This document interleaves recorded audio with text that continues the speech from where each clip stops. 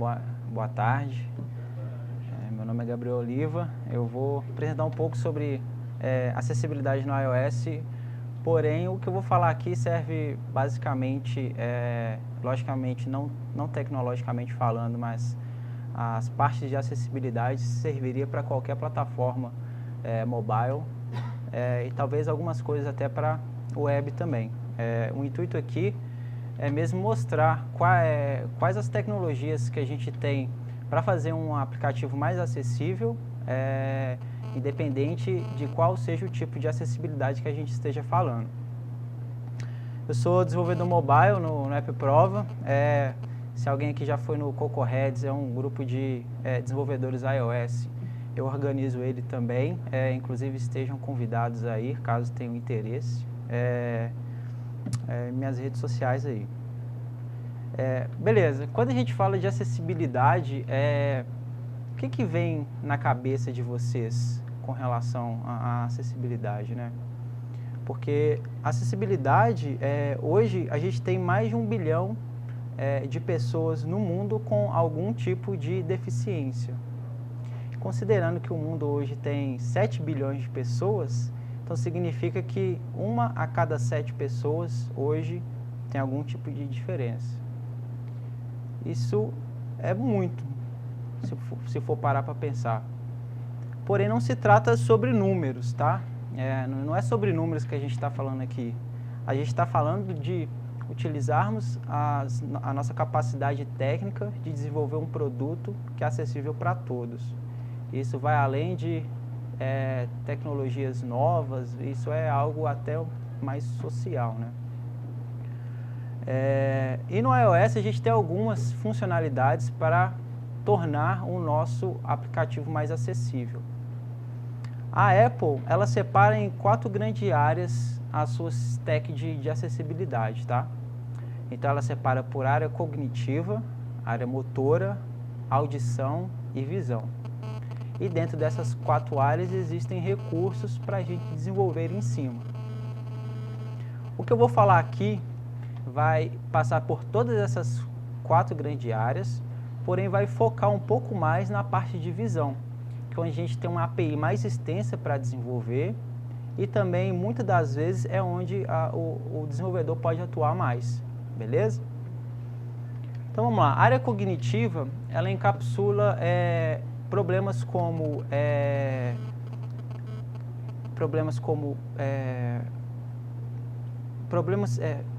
como é que eu posso dizer, que encapsula a área do funcionamento do cérebro, né? Então, por exemplo, se a pessoa tem um pouco mais de dificuldade de cognição, a Apple oferece alguns recursos que já são nativos e você, às vezes, pode mexer um pouco para adaptar a sua aplicação. Um grande recurso que a gente tem, por exemplo, no iOS, é o que a Apple chama de acesso guiado, onde você consegue, dentro da sua aplicação, especificar botões ou áreas da sua tela para que o usuário não mexa nelas ou muitas das vezes nem veja. Para que isso é bom? Vamos supor que existe um usuário que tem um certo tipo de dificuldade para focar no que ele está fazendo. Então você poderia simplesmente, de acordo com o fluxo da aplicação, eliminar todas as partes que ele pode vir a ter algum problema em se dispersar e focar apenas no fluxo. E essa é uma ferramenta nativa que tem no iOS, porém, se você precisar fazer alguma implementação em cima, você tem algumas funcionalidades lá que você pode implementar. Ou seja, uma vez que o acesso guiado esteja habilitado e você quiser reagir com isso, você quer que o seu fluxo mude de acordo, você quer tirar um botão, colocar outra label, enfim, você consegue reagir através dessa API de acesso guiado. Ela é bem simples e é bem direto ela. Outra grande área que a Apple possui é a área motora, né? Que encapsula problemas que tem pessoas que têm algum tipo de problema motor. Uma grande ferramenta que a gente tem nativamente também e que provavelmente muitas pessoas já usam, pessoas que usam iOS já usou isso porque acha bom e não porque tem algum tipo de deficiência motora, é o Assistive Touch. Ele meio que engloba algum dos principais recursos do sistema operacional dentro desse box aí, e você não precisa mexer ou às vezes tem alguns botões físicos como o Home Button ou o volume ou o switch para colocar no silencioso, e às vezes a pessoa pode ter problemas motores que elas não conseguem apertar, né? Na tela é mais diferente, porque a tela é só o toque, então isso facilita quando esses recursos estão ali para você e você consegue utilizar ele. Você consegue, esse box, ele fica minimizado e você pode percorrer ele de acordo com os locais da tela. Então é uma mão na roda para quem tem algum tipo de deficiência motora. Outra ferramenta nativa também que a gente tem para quem possui algum tipo de deficiência motora é o Touch Accommodations. O que ele faz? Imagina que a gente tem o seguinte cenário de uma pessoa que não tem a parte do braço e da mão, ela não consegue movimentar, porém ela quer utilizar o celular, ela quer utilizar. Então o Touch Accommodation, ele cria uma matriz dentro da tela que ela só precisa dar um toque e para parar onde essa matriz percorre. Então um grande exemplo, como a gente pode ver na tela, vai ter uma faixa percorrendo primeiro o eixo X. Então o usuário ele pode dar um tap, vem a faixa percorrendo o eixo Y, ele dá outro tap e aí ele vai percorrendo pelo iOS. Então eu consigo percorrer por todo o meu app sem precisar ficar indo com o dedo. E o que é mais interessante, existe alguns dispositivos, alguns hardwares, um grande exemplo é o fone, que você conecta pela entrada P2, ou como hoje em dia a gente não tem mais P2 nos telefones, Lightning ou USB-C ou até mesmo Bluetooth. Aquele botão de atender ligação, ele serve como tap também nessa ocasião. Então você, por exemplo, pode colocar um celular com algum suporte e um botão na mão da pessoa, e já que ela não tem o movimento do braço, ela pode ficar com o botão e percorrer pelo sistema inteiro sem precisar fazer outro tipo de movimento. E isso é bem legal. Outra grande área que a gente tem é a área da audição, e a Apple ela tem uma API, essa API é específica para quem desenvolve hardware. Então, se existe alguma empresa que desenvolve hardware, ela pode utilizar essa API para parametrizar como o áudio vai sair, como aquele output vai ser performado. Logicamente, na parte de desenvolvimento de software, não tem muito o que fazer, é mais na parte de hardware, porém é bem legal, existem várias empresas que fazem tipos de fones diferentes que possuem esse tipo de parametrização, tá bom? E por fim, a grande área da visão, que encapsula pessoas com algum tipo de deficiência visual, seja total, perda da visão, como parcial também. Então, a gente tem a primeira funcionalidade que a gente tem é o Display Accommodations, que novamente é nativo, você não precisa fazer nada. E caso alguma pessoa sofra de algum tipo de daltonismo, você consegue personalizar. Tem pessoas que conseguem enxergar apenas um espectro, enfim, isso varia. Então você consegue personalizar nativamente como que você quer que essa tela reaja com relação às cores, sem precisar fazer implementação nenhuma também. Outra funcionalidade de acessibilidade na parte de visão é o zoom. O zoom, logicamente, ele tem alguns parâmetros, mas basicamente o que o nome diz, ele vai dar um zoom numa faixa da tela e você consegue movimentar aquele box de acordo com o conteúdo que você quer ver. E por fim a gente tem o Voice Over, que é a funcionalidade que nós mais atuamos na parte de acessibilidade, O VoiceOver, ele é um leitor de tela. Esse leitor de tela percorre a tela inteira e você consegue ouvir a tela. Então, para quem tem algum tipo de deficiência visual, até a deficiência, desde a deficiência parcial até a deficiência completa, ele vai ler a tela para você. Um exemplo aqui, eu estou no aplicativo do Uber e seria mais ou menos assim. Eu só tenho que mudar o output do áudio aqui. Ou não tem speaker? Tem? Tá pelo HDMI? Tá.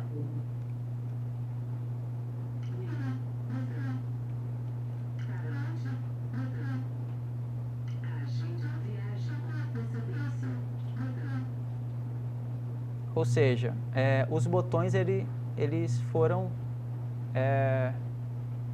audíveis e fizeram sentido para o usuário, beleza? A partir do iOS 11, o VoiceOver tem uma funcionalidade de Machine Learning que ele começa a detectar fotos. Logicamente, não é ainda o melhor Machine Learning do mundo, porém está começando a caminhar. Um grande exemplo, vamos supor, a gente tem essa foto aqui, isso aí é um evento que a gente fez de um Coco Heads, e o que o VoiceOver conseguiu detectar através de Machine Learning foi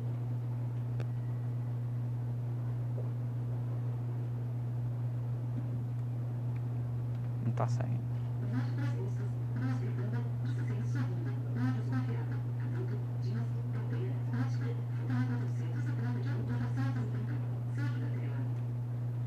É legal porque ele conseguiu detectar quantas faces que tem ali, quantas pessoas sorrindo.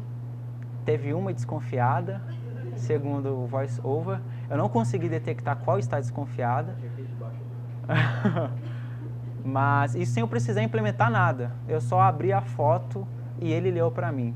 Então é bem legal. Isso é um recurso do iOS 11 e a expectativa é que esse aprendizado vai melhorar, esse modelo vai melhorando cada vez mais para que o VoiceOver consiga cada vez mais expor para aqueles que necessitam essas informações. Então vamos para o caso real. Imagina o seguinte, alguma pessoa que possui algum tipo de deficiência visual, ela está trabalhando, tranquilo, e cai à tarde, ela precisa ir para casa. Então ela tem uma ideia, eu vou chamar um táxi. O que ela faz? Pega o celular do bolso e abre um aplicativo qualquer para chamar o táxi. Qual que vai ser a experiência que ela vai ter?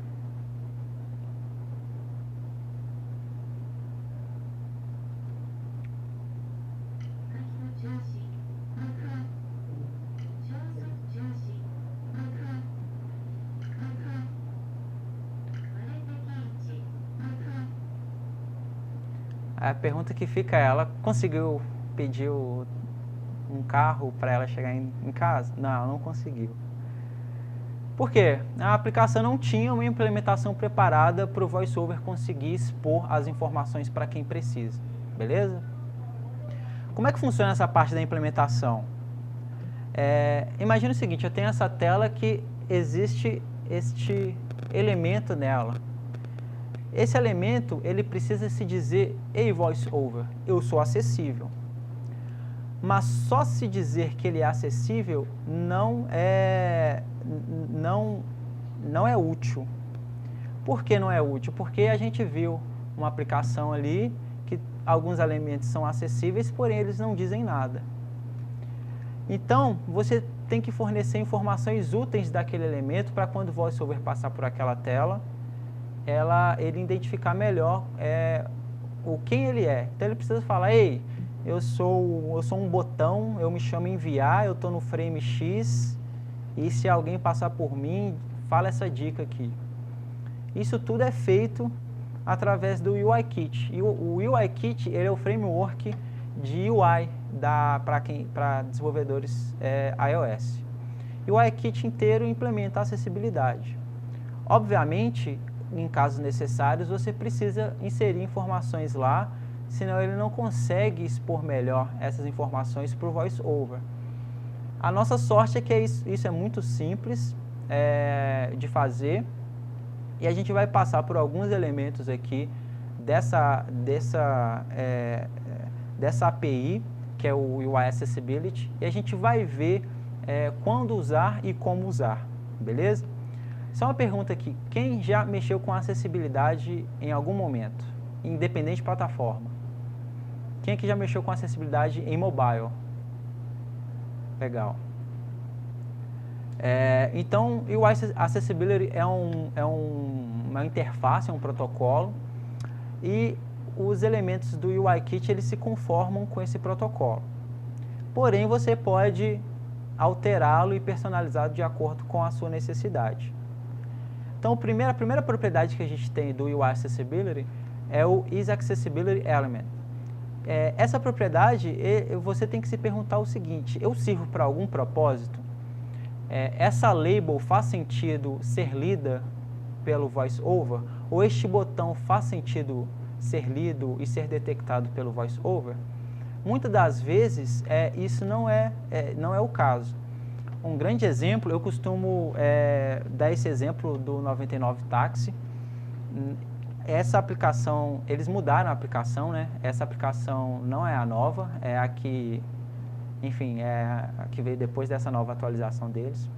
Mas a anterior a essa, o mapa inteiro era acessível.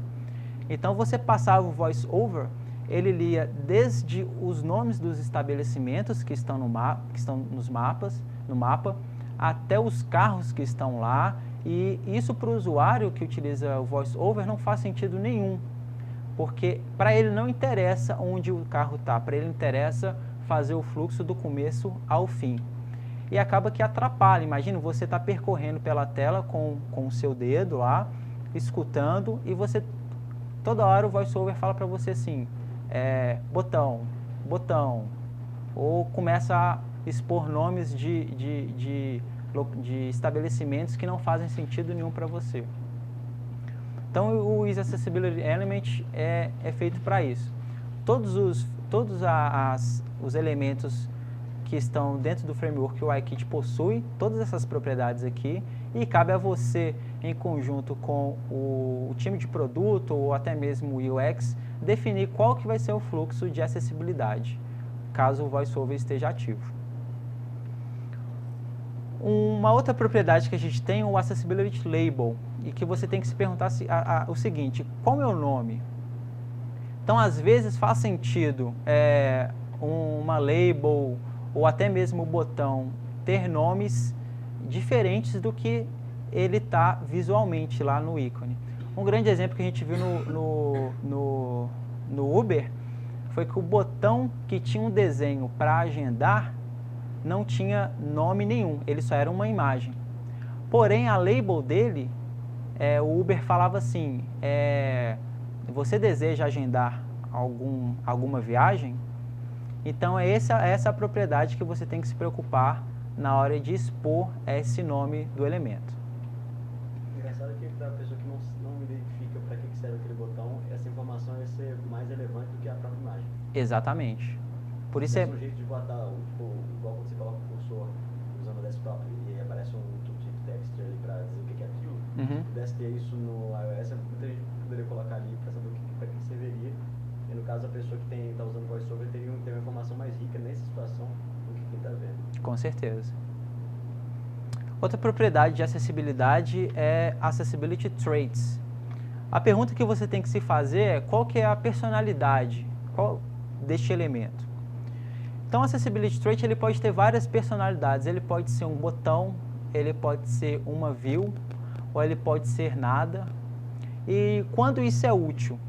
Digamos que existe algum botão na aplicação que quando o fluxo de VoiceOver é ativo, você, para melhor experiência do usuário, quer que aquilo não seja um botão. Você quer que aquilo só leia algo. Porque por algum motivo não faz sentido para o usuário acessar aquele conteúdo que está ali dentro. Quando você muda o trait de um elemento, cada elemento do UIKit ele tem um comportamento diferente quando o VoiceOver lê ele. Então o botão, por exemplo, ele vai ter um comportamento diferente. O VoiceOver fala assim, ó, isso aqui é um botão. Se você quiser acessar aqui, você dá 2 taps para você abrir ele. Então, ou caso contrário, você tem uma view, que essa view herda de UI Control, por exemplo, ou seja, ela tem os eventos de tap. Porém, essa view, nativamente, ela não é um botão, ela é uma view, um control. E você quer dar a personalidade de botão para ela. Então, você consegue facilmente fazer isso através dos traits. Qual é o meu valor? Então, outra propriedade que a gente tem é um Accessibility Value, que é uma string, e diferente do nome, o valor é de acordo com o que ela se propõe a fazer. Um grande exemplo, por exemplo, a gente tem um slider aí, que o nome dele pode ser volume, por exemplo, e o valor dele é 50%. Então, quando o VoiceOver passar por esse elemento, o usuário vai saber tanto que é o volume, quanto qual que é o valor dele, e ele vai ter esse feedback na medida que ele altera o valor. E você vai atualizando, obviamente, o valor dele. Embora, por exemplo, no caso do slider, isso já é nativo, mas caso você queira fazer um componente customizado, isso é algo que você teria que se preocupar. Outra propriedade que a gente tem no UI Accessibility é o Accessibility Hint. E isso você deveria interpretar como as pessoas deveriam interagir comigo. Então, são pequenas dicas que, às vezes, só de ouvir não faça muito sentido para o usuário. E, diferente do nome, ao invés de você colocar uma string inteira, por exemplo, enviar, dê 2 toques, dê 2 taps para enviar. Em vez de você colocar isso tudo no nome, isso age como uma dica. Então, não fica, quando o VoiceOver passa em cima daquele elemento, ele lê o nome e depois dá a dica para o usuário. Outra propriedade, Accessibility Frame, e isso você deve se perguntar onde eu estou. Por que isso é importante? Tem alguns casos onde você tem que alterar o frame do seu elemento para a melhor experiência do usuário. Um grande exemplo é a aplicação de stocks da Apple. Então, aquele gráfico ali é um gráfico que cada ponto está no eixo X e Y bem pequeno. Porém, para o usuário, quando ele vai percorrer com o dedo naquele gráfico, ele não vai conseguir pegar o local exato que aquele item está. Então, faria muito mais sentido você expandir o Y e quando o usuário percorre no X, ele consegue ler direitinho o que aquela informação vale. Então, um grande exemplo seria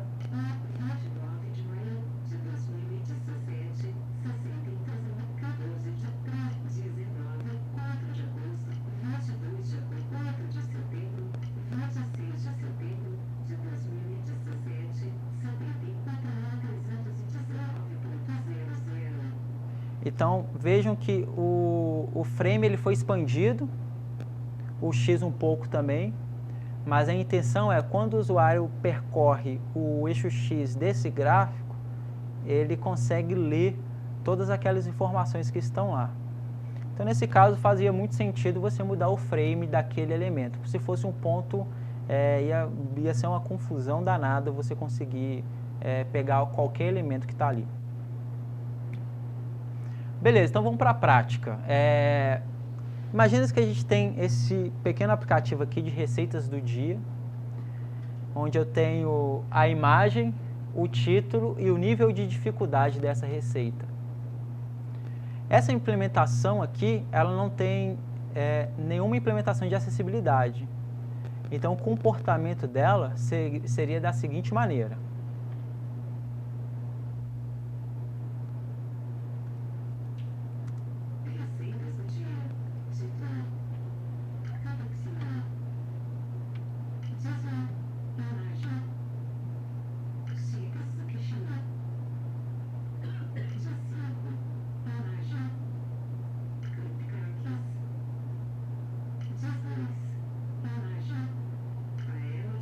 Ou seja, ele não conseguiu primeiro identificar aquela label que está em dificuldade, por algum motivo ele não encontrou ela dentro dessa table view. A imagem ainda não está acessível, e um grande lance dessa imagem aqui, este exemplo não usa o iOS 11, então o VoiceOver não conseguiu fazer o modelo tentar reconhecer essa imagem. Então, de alguma forma, você teria que prover alguma descrição dessa imagem. Então, a gente tem alguns problemas aí. Na hora da implementação, imagina o seguinte, cada item desse possui alguma implementação específica. Então, a primeira coisa que eu vou fazer a imagem, eu vou dar para ela um trait de imagem. Isso ajuda o VoiceOver também a identificar quando ele vai aplicar algum modelo de Machine Learning. E eu vou alterar a label dela também. Essa label que eu vou colocar para ele é uma label que eu estou provendo de alguma forma. Não existe mágica. Como eu não tenho nenhuma Machine Learning identificando a minha imagem, não existe como o VoiceOver descobrir o que é aquilo. Então, de alguma forma, eu vou prover uma string falando o que é aquela imagem. Aquela label de dificuldade, onde tem os pratinhos. Primeiro, ela não está acessível por algum motivo. Então, eu explicitamente falo que é para ela estar ativa, para ela estar acessível. Eu dou o trait dela de none, ou seja, aquilo lá é uma UI label. Eu não quero o comportamento dela que seja nenhum tipo de botão, eu só quero que o VoiceOver passe por ela e leia. E o label dela, eu quero que o VoiceOver identifique como nível de dificuldade. E o nível de dificuldade eu vou variar de acordo com a quantidade de pratos através do Accessibility Value, dessa própria propriedade. Então, em cima do Accessibility Value, quando não existe nada, eu coloco desconhecido, porque 0 é um nível de dificuldade, 0 não é, em termos de UX, não é bom, e caso tenha algum valor, eu insiro o valor dela. Então, com 10 linhas de código, ficou assim a aplicação.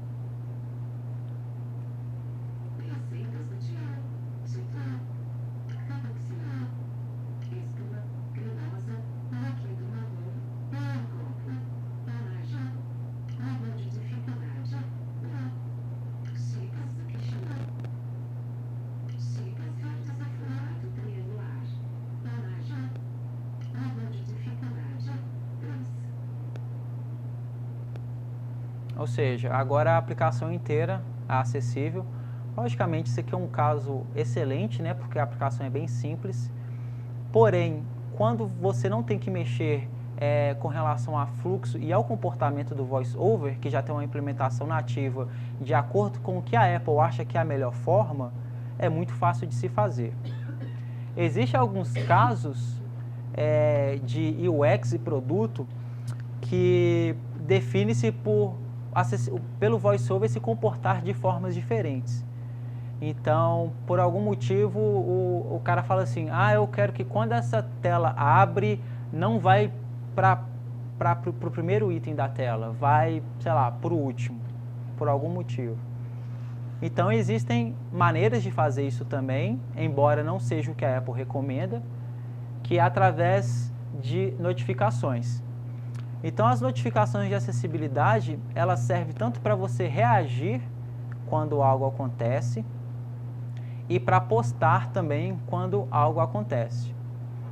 Então, por exemplo, quando eu quero informar para o VoiceOver que alguma coisa aconteceu, então, por exemplo, a tela virou, ou o VoiceOver foi desligado, ou foi habilitado, eu posso reagir, eu posso enviar esses posts de notificação para reagir de acordo com o comportamento da tela. E escutar também. Quando o estado do VoiceOver muda, por exemplo, quando o VoiceOver está ativo, eu quero que alguns elementos da tela, por algum motivo, desapareçam. E quando ele é ativo, ele aparece novamente. Então eu posso reagir com relação a isso também através de notificações. Existe uma forma de você fazer uma audição da sua aplicação utilizando uma ferramenta que está na IDE, que está no Xcode, que é o Accessibility Inspector. Ele não é muito bom ainda, porém você consegue identificar alguns problemas que você possa ter. O Accessibility Inspector, ele não ativa o VoiceOver para ler para você, porém ele especifica quais são os elementos de acessibilidade e se é aquilo que você realmente queria que estivesse. Então, um exemplo da aplicação anterior, por exemplo, ali ele identificou que a foto não tinha descrição e o mais legal é que ele dá a dica. Então, tipo assim, essa foto não tem descrição. Que tal você colocar essa descrição? Então, você pode clicar nele e ele já linka para você tanto a documentação de como fazer isso e com exemplos também. É uma forma de fazer uma audição, porém, a melhor forma de auditar a sua aplicação é você ativando o VoiceOver e escutando por si só. Um grande exemplo que eu costumo fazer quando eu tenho que implementar o VoiceOver na aplicação é abrir ela com o olho fechado e percorrer durante todo o fluxo que eu quero que esteja habilitado. Não existe forma melhor de fazer a não ser essa, porque você realmente vê as dores. Pois não? Pode terminar. Ah, tá. Pois aí você vê as dores que o usuário passa quando não temos uma parte de acessibilidade muito bem definida. Eu ia perguntar se esse Accessibility Inspector tem como automatizar isso. Em qual modo? Tipo, eu fazer o Accessibility Inspector sem ser executado antes, ou se ele é uma coisa que precisa que eu vou lá e deixe na interface da Code praticamente. Não tem como automatizar, você tem que ir lá e habilitar. O que daria para fazer é você fazer um teste de UI vendo só propriedades, se as propriedades estão do jeito que você gostaria que estivesse naquele estado. Porém, não teria como fazer o VoiceOver falar, é só no celular mesmo. Além disso, não só o VoiceOver, mas o Accessibility Inspector, ele tem alguns itens como inversão de cor, ou colocar o contraste maior, reduzir a transparência, enfim, pequenos itens que você pode auditar a sua aplicação nas várias grandes áreas de acessibilidade que a Apple provê. Um grande item também que você dá para fazer através do Accessibility Inspector são as fontes. Se não me engano, a partir do iOS 10, a Apple introduziu a acessibilidade nas fontes, fazendo com que, por exemplo, caso você defina por aumentar a sua fonte, isso impacta em todas as aplicações que estão lá. Só que isso não é algo nativo, você tem que utilizar a API correta. E caso você queira testar, o Accessibility Inspector, você consegue fazer isso também. Ele funciona para todos os processos que rodam dentro do Mac. Então, no caso, quando você está fazendo um inspect da sua aplicação, obviamente ele está no Simulator. Mas se você quiser abrir, sei lá, o Safari, o Chrome ou qualquer outro aplicativo que você tenha, você consegue, através do Accessibility Inspector, fazer essa depuração no app dos outros também. É bem legal. Alguns líquens úteis, todos são de WWDC. Todo ano não, mas pelo menos umas 2 vezes ao ano tem coisa nova em acessibilidade que a Apple expõe. O lance das fontes, por exemplo, o Dynamic Type, que você pode ver como é que você utiliza melhor os tipos de fonte de acordo com o tipo de acessibilidade. Então, todas as palestras lá com relação à acessibilidade são excelentes. E, inclusive, na palestra de acessibilidade desse ano, na WWDC desse ano, um engenheiro que ele possui deficiência visual completa que deu a palestra. Então, foi bem legal ver tanto ele utilizando, porque é algo... Eu não sei se alguém aqui já viu uma pessoa utilizando o VoiceOver, um deficiente visual utilizando o VoiceOver. Mas eles utilizam muito rápido porque é algo que eles já estão acostumados. Então, muitas das vezes o volume está em torno de 90%, 95%, ele consegue escutar, ele consegue entender muito bem. Então, a palestra está na WWDC de 2018, traz algumas coisas novas lá, não muita coisa relacionada à API, mas é bem legal de assistir, principalmente pelo lado social, né, bem bacana. É isso. Alguém possui alguma dúvida ou algo que gostaria? No exemplo em primeiro lugar, né, excelente palestra, cara. Gostei muito, parabéns. Naquele exemplo que você deu do aplicativo binário, assim, você falou que se já estiver usando no iOS 11, ele vai tentar puxar a descrição das imagens pelo machine learning da Apple. Mas se você já tiver colocado uma descrição para aquela imagem, ela vai tentar sobrepor, ou é uma configuração, ou ele vai dar com preferência a descrição que você já tiver colocado? Ele não vai sobrepor. A imagem eu estou dando uma label para ela. A label, você tem que se fazer a seguinte pergunta: qual é o meu nome? Certo. Então, é o nome que você está dando para a foto. Certo. Ele ainda vai tentar, ele vai inferir o modelo e vai tentar falar algo para você, independente se você colocou uma label ou não. Mas se colocou, ele não tenta? Não, tenta. Mas... Ele tem a possibilidade. Quando ele lê a foto, vou voltar. Quando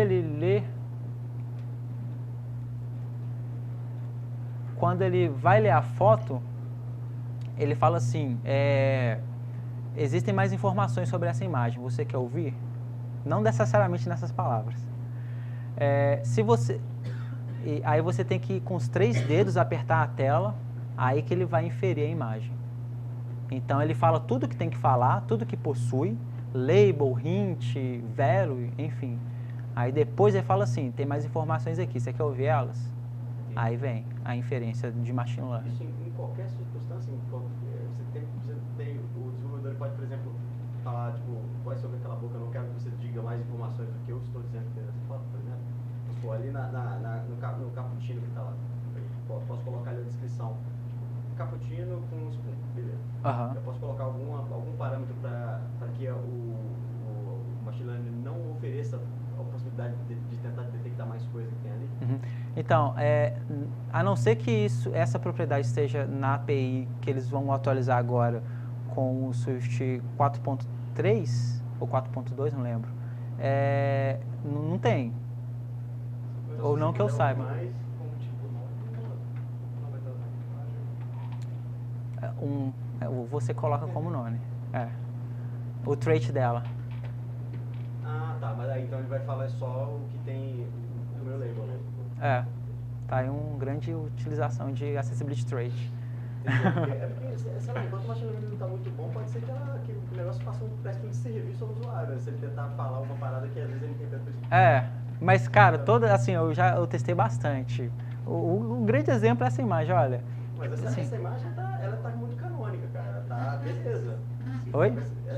Ela é uma imagem típica, né? Que se você jogar isso aqui no Facebook, vai botar uns quadradinhos nas caras. Sim. Agora, se isso aí tivesse, por exemplo, numa boate com um monte de luz piscando, tivesse uma luz ali em cima e tal, eu tivesse me desfocada, ele ia falar o que ele acha que é. Mas uma solução seria mudar o trait dela para não. Não vai tentar inferir. Mas mesmo assim, esse recurso é muito legal. Sim. Eu acho que no futuro, inclusive, o Google faz muita pesquisa em cima disso, né? De identificação de imagens automática para que quem estiver navegando, dependendo do leitor de tela, uma pessoa cega, por exemplo, que encontre uma imagem que, como a maior parte das imagens da internet não tem nenhum tipo de atributo ou de texto alternativo para descrever para ele o que é aquilo, o próprio Google vai tentar adivinhar e entender e explicar para ele o que é aquilo. Eu imagino que no futuro, que não é muito distante, sei lá, coisa de 5 anos, acho que a boa parte da precisão da descrição dessas imagens vai ser bem melhor, até do que o próprio cara que às vezes descreveria de alguma maneira, colocar um negócio de qualquer jeito. Com certeza. Isso ajuda não só nessa parte, mas como, por exemplo, eu tive um problema de acessibilidade numa WebView ao ler LaTeX. LaTeX é uma linguagem para você renderizar fórmulas matemáticas. E está na WebView, eu não posso fazer nada a respeito. O que a Apple disse, quando eu conversei com um dos engenheiros deles, é que eles ficaram surpresos, como assim não lê? Seria responsabilidade da WK WebView conseguir entender aquilo e trazer para o usuário. Porque, a não ser que você faça muito investimento em cima de tanto um framework para conseguir transformar o LaTeX em uma linguagem natural, quanto para você extrair aquilo da WebView e ler, é muito trampo, sabe? Aí um dos engenheiros falou, não, mas como assim não faz? E abriram issue para o time do UIKit para fazer isso. Porque, não sei se você sabe, mas o VoiceOver dentro de WebView consegue ler alguns tipos de linguagem de marcação, como Markdown, o próprio HTML, né? Ele consegue ler, e LaTeX não. Mas, ou seja, é uma grande aplicação de um recurso que eventualmente você algum dia possa utilizar. Vamos supor que você está desenvolvendo alguma aplicação que envolva matemática, enfim, algo do tipo. E você não precisaria fazer nada, entendeu? Assim como você não pode fazer nada a não ser que você queira, e é muito difícil encontrar um padrão entre que imagem eu torno acessível e coloco uma descrição lá, entendeu? Então, nativamente você já ganha isso. Se está 100%, obviamente que não está, mas é um item que começou ano passado e muito provavelmente, assim como esse reconhecimento funciona com o MLKit. Assim como o MLKit vai melhorando, esses reconhecimentos vão também. Show a palestra, acho que é um tema importante que às vezes fica de lado até no dia a dia mesmo de desenvolvedor. É uma dúvida simples. A implementação tem como fazer tudo via storyboard ou tem que ser via código? Tem alguns itens que estão no storyboard, sim. Simples eu consigo fazer. Não no storyboard, está no interface build. Se você usa Shib ou storyboard, tá lá. Label, se eu não me engano, é label, value, se ele é acessível ou não, tem lá. O que define para ser acessível, que eu acho que é um trabalho mais complexo. Eu acho que tem que contar com a ajuda de um UX. Demais, cara. Sim. Eu já trabalhei tanto em casos que produto define uma utilização muito estranha de VoiceOver, com comportamentos estranhos, e o que eu não gosto disso é que o usuário de VoiceOver ele já está acostumado a fazer daquela forma em grande parte das aplicações. E uma vez que você corta o fluxo natural, começa, mesmo que o produto ache que está fazendo a melhor forma, começa a soar estranho para quem utiliza, entendeu?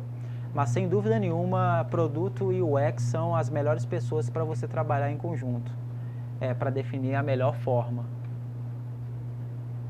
Gabriel, eu queria que você colocasse de novo seus contatos na apresentação e perguntar rapidamente para como é que por que você chegou nesse assunto? O que te levou a ir para esse assunto? Tá. Eu trabalhei num projeto numa fábrica e todas as features que a gente fazia deveriam ter acessibilidade. E eu peguei essa task, eu fui a pessoa que peguei essa task. Então, haviam alguns fluxos estranhos. A acessibilidade por si só é muito fácil de fazer. O que complica ela são fluxos que não deveriam, que não são normais. Que não são normais para o VoiceOver. Aí começou a haver um certo tipo de dificuldade. Porém, nada de outro mundo. Aí acabou que é uma pedra no caminho que eu fui a primeira pessoa que removeu, não era muito difícil, mas acabou que sempre essas tasks era eu que puxava.